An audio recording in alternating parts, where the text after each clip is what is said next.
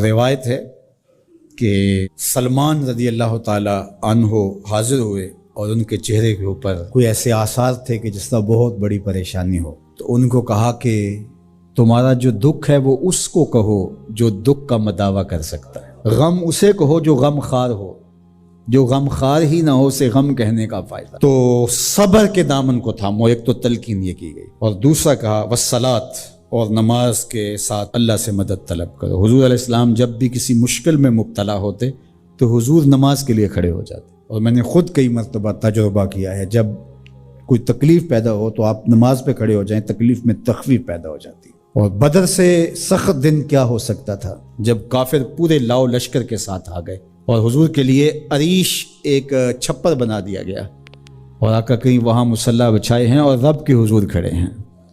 مشکل کے وقت جب کوئی سبب نہ رہے تو اس کے حضور آ جاؤ، وہ تمہاری ضرورتوں کا کفیل ہے۔ وَإِنَّهَا لَكَبِيرَةٌ إِلَّا عَلَى الْخَاشِعِينَ، اور یہ بہت بھاری ہے نماز پڑھنا اور صبر کرنا، لیکن جو اللہ کا خوف سینے میں پالنے والے لوگ ہیں، رکھنے والے لوگ ہیں، ان کے لیے مشکل نہیں ہے۔ بچے کو صبح اٹھائیں آپ نماز کے لیے تو وہ اٹھتا ہی نہیں ہے، بار بار کہہ کے اس کو اٹھانا پڑتا ہے، اور اس نے سوات کی سیر کے لیے جانا ہو اور دوستوں کو ٹائم دیا ہو، تہجد کے وقت ہی تیار ہو کے بیٹھ جاتا ہے۔ اس کا مطلب ہے کہ اس کو نماز کا شوق نہیں ہے، اس کا شوق تھا، جس کا شوق تھا اس کے لیے اٹھنا بھاری نہ ہوا۔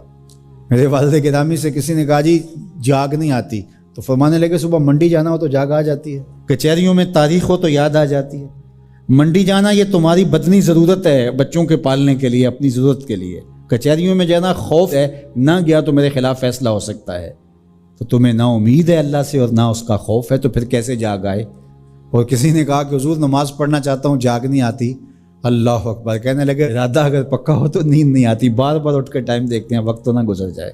اللہ اکبر۔ تو فرمایا یہ بھاری ہے لیکن خاشعین کے لیے بھاری نہیں ہے، خشیت خدا سینے میں نہیں ہے، اللہ کا خوف سینے میں نہیں ہے، تو واقعی صبح کا اٹھنا بہت زیادہ بھاری ہے، بہت زیادہ مشکل ہے، لیکن جو خشیت والے ہیں ان کے لیے مشکل نہیں ہے۔ یہ مان لیا کہ صبح کا اٹھنا، سحری کا اٹھنا نفس پہ شاک ہے، لیکن اگر کسی کی زندگی کی لذت اس میں رکھ دی گئی ہو، اللہ اکبر، تو پھر اس کے لیے مشکل تو نہیں ہوگا۔ راہ خدا میں تکلیف اٹھانا مشکل صحیح، لیکن زندگی کا سرور اس میں رکھ دیا گیا ہو۔